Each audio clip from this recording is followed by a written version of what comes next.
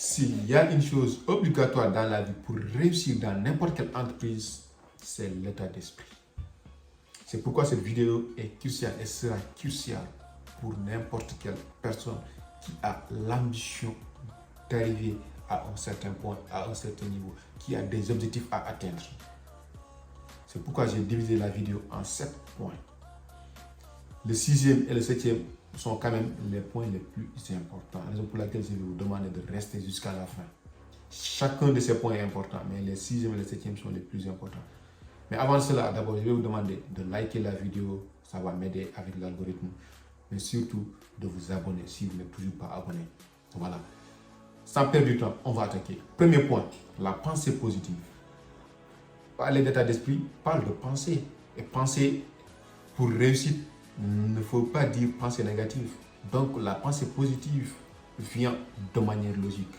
Penser positivement, c'est se faire une bonne idée de la réussite que nous désirons.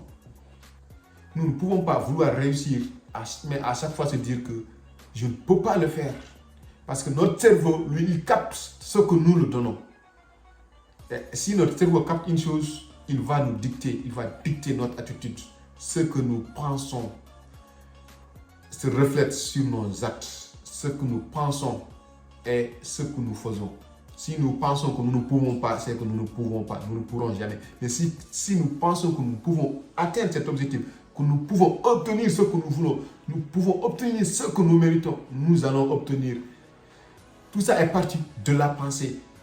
C'est la raison pour laquelle, même si vous pensez que vous ne pouvez pas, chassez cette pensée, amenez la pensée positive, mettez-la dans votre tête parce qu'elle va vous permettre de réagir, d'agir de sorte que vous puissiez obtenir ce que vous désirez.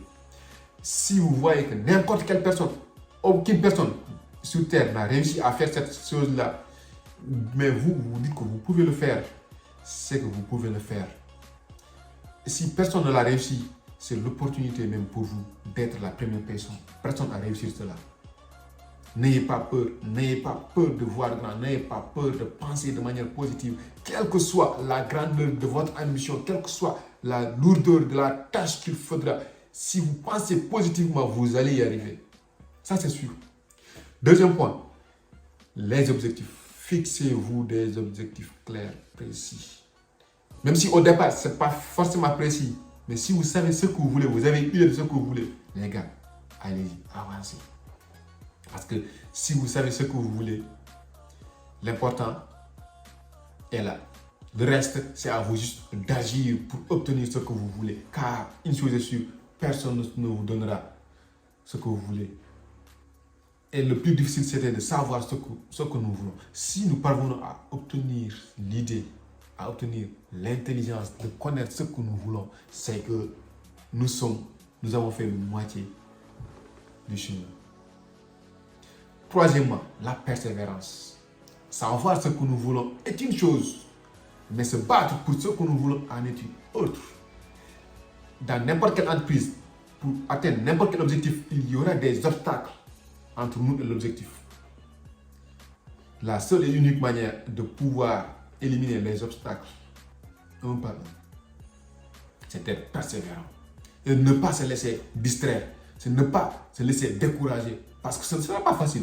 Si je vous dis que pour atteindre n'importe quel objectif, c'est facile, c'est que je vous mens.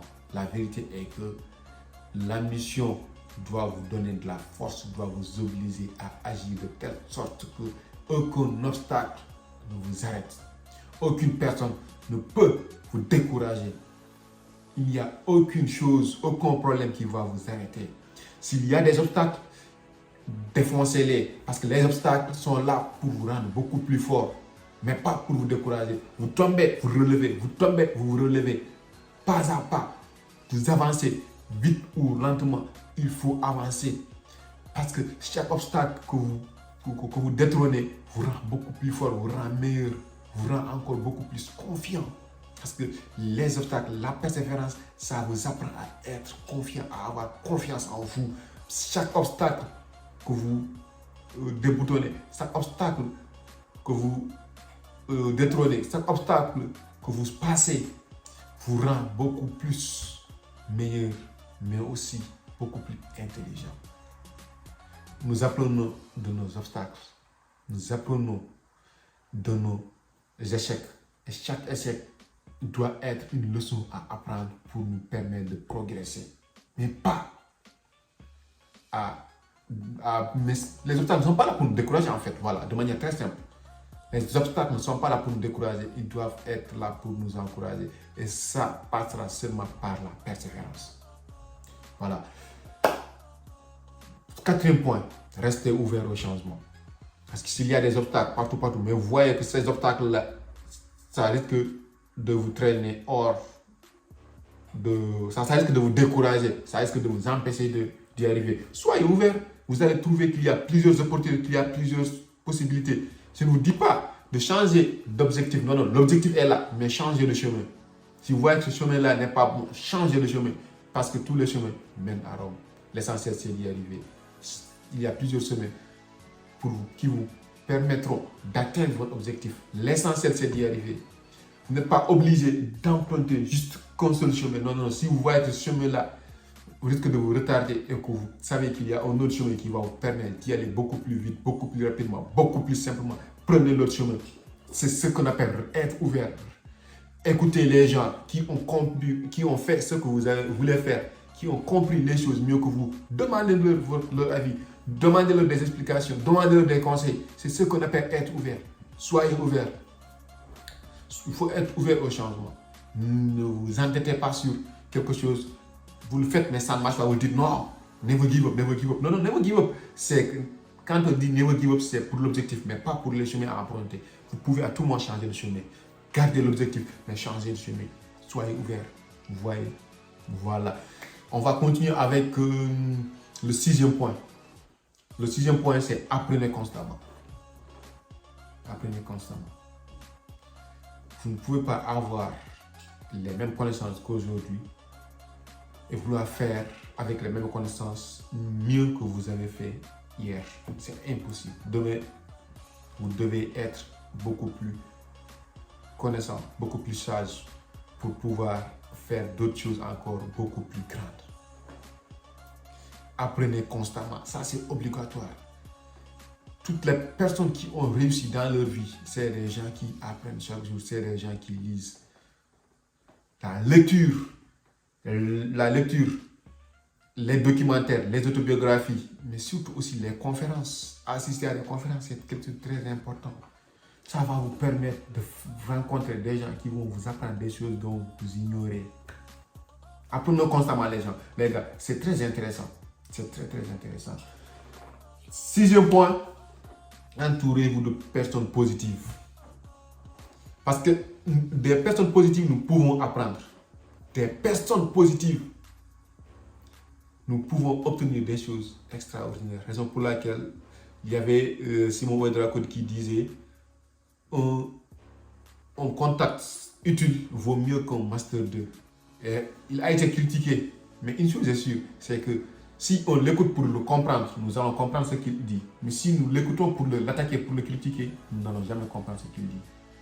Je pense qu'avoir le contact du président de la République vaut mieux qu'avoir un master 2 quand même. Parce que le président de la République, il peut faire quelque chose à la place du master. Le master, il est là. Pourquoi?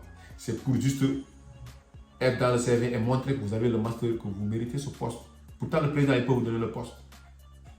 Le mérite, ce n'est pas le diplôme. Non, non, le mérite, c'est la connaissance que vous avez. Si vous savez utiliser vos connaissances pour réussir, quelqu'un qui a le master pour réussir, c'est que vous méritez aussi ce poste. Vous voyez, voilà. Bon, la vidéo commence à être un peu longue. On va finir très vite avec la visualisation. Visualisez, essayez de visualiser ce que vous voulez, là où vous voulez vous retrouver. Quand vous voulez obtenir quelque chose, essayez de vous poser, de vous regarder. Par exemple, dites-vous, dans 5 ans, moi je veux être ingénieur. Dans 5 ans, moi je veux être chef d'entreprise. Visualisez, essayez de vivre dans la peau d'un chef d'entreprise. Essayez de vivre dans la peau d'un entrepreneur. Essayez d'être un entrepreneur avant de l'être. Essayez d'être un ingénieur avant de l'être. Ça va vous permettre d'avoir cette énergie, d'avoir cette force qui va vous qui va vous propulser au point de réussir ce que vous voulez réussir. J'espère que nous avons appris quelque chose. Et je vous prie de liker la vidéo et de vous abonner. Ça me fera plaisir. Merci, à la prochaine.